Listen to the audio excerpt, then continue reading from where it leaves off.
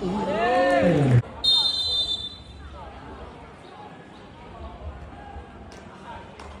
นความกดดันให้เขาหน่อยทีเดียวได้ทีเดียวโอเค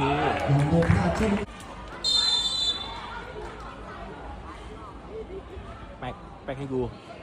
ฮึบเฮ้ยบอกแล้วตัวนี้แหละพวิ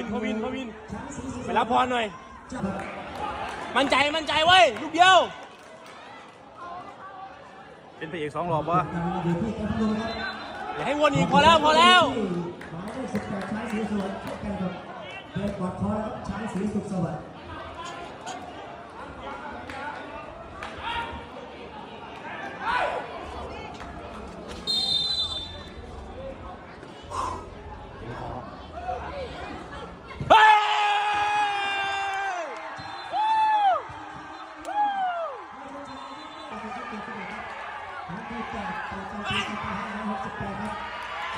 ของช้างสีสุขสวัสดิ์ครับ